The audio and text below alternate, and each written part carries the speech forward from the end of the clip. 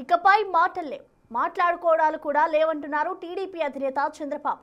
పార్టీలో హద్దు మీరి గీత దాటే నాయకులకు సరైన ట్రీట్మెంట్ ఇస్తానంటున్నారు. రోడ్డెక్కి రచ్చ చేసి పార్టీ పరువును బజారుకి ఈడుస్తున్న నాయకులను వదిలే ప్రసక్తే లేదంటున్నారు. ఇకపై పార్టీ క్రమశిక్షణపై మీద ఫుల్ ఫోకస్ ఉండబోతుందని తేల్చి చెప్పిన చంద్రబాబు ఆ క్రమంలో లండన్ పర్యటన తర్వాత పార్టీలో ఎలాంటి సంచలన నిర్ణయాలు తీసుకోబోతున్నారు, పార్టీ ఇమేజ్ ని డ్యామేజ్ చేస్తున్న వారి విషయంలో ఎలాంటి నిర్ణయాలు తీసుకోబోతున్నారు. 5 ఏళ్లు ప్రతిపక్షంలో ఉండి ఎన్నో పోరాటాలు చేసి కూటమిగా జతకట్టి తిరిగి అధికారంలోకి వచ్చిన తెలుగుదేశం పార్టీకి సొంత పార్టీ నేతలు తీవ్ర ఇబ్బందికరంగా మారారు.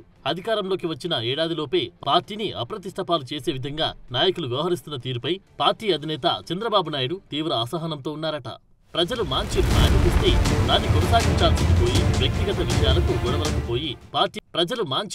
ఇస్తే దాన్ని కొనసాగించాల్సింది పోయి వ్యక్తిగత విషయాలకు గొడవలకు పోయి పార్టీ పరువు తీస్తున్నారని చంద్రబాబు ఆగ్రహంతో ఉన్నారట.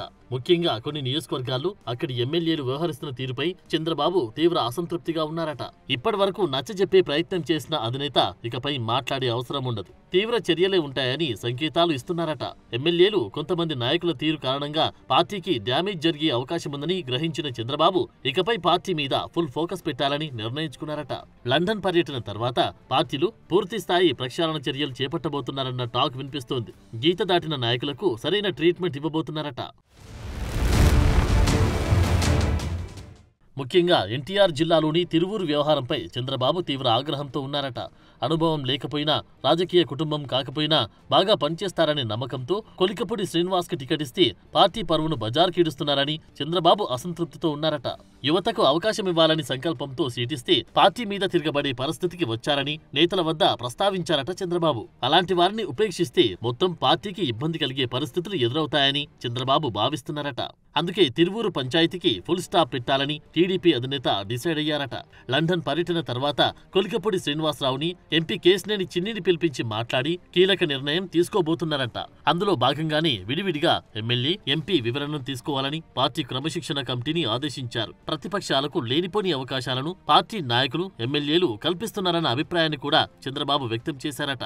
ప్రజలకు మంచి చేసి ప్రజల మన్ననలను పొంది వచ్చే ఎన్నికలకు వెళ్దామని భావిస్తున్న చంద్రబాబుకి ఈ నేతల వ్యవహారం తలనొప్పిగా మారిందట.